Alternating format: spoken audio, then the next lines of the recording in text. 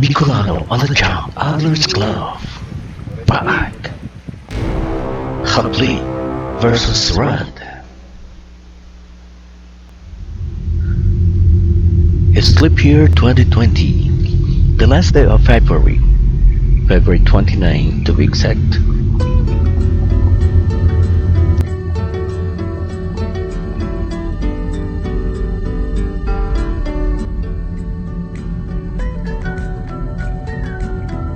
Good day, Radisson. Nandito kami sa tulay ng Bongalon Port.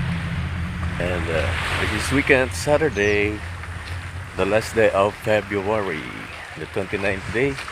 Birthday ng sister ko na si Ruffie Alcala-Camacho there in Parajaque. Yeah. Tribute ko sa kanya ito.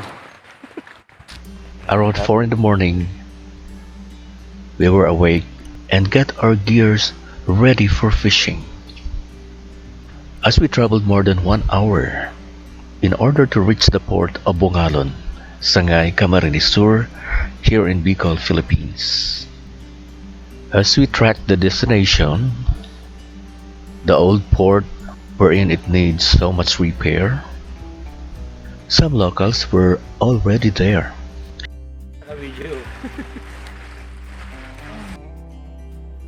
Artificial yacht ni Sig. May lawi.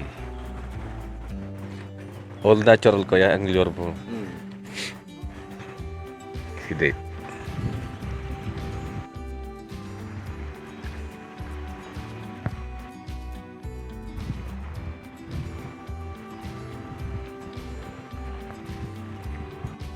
Catch of the day. Ang the boss. Andito na naman. Ko, bumbon, kalabag na ko tako, kalupon di.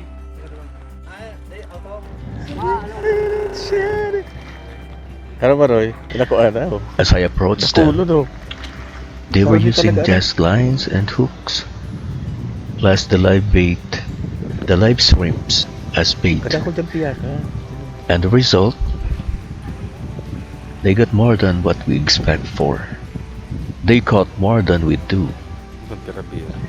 There are many aquarium fishes that thrive on the waters of Bongalon. Ano yan? Anong sira yun? Yes. Ito. Ano nga yan? We enjoyed our stay until 3 in the afternoon. And look what we've got. Sarong kilo. Dabas na kulang mga indik. At ni Sig. Amil-amil. It was a fruitful day for us. Meanwhile, some of our colleagues braved high seas in order to catch the much wanted leather jacket fish, anitan or hagupit, as the residents of Bongalon called it.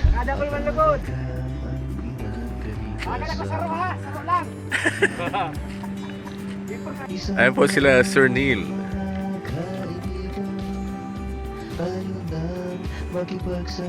At pupunta sila doon sa spot na yon, sa Bukana, between Atulayan and Bongalon.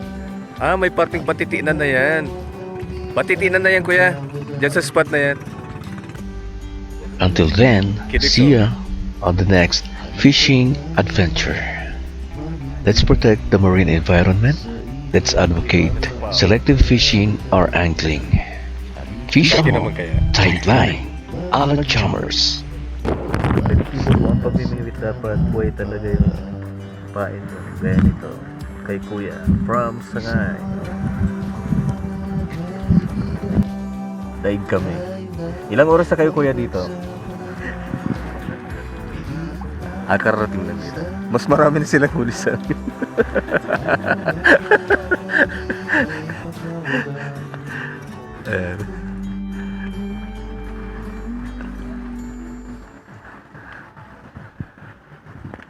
Ayan po, dumating kami mga alas 5.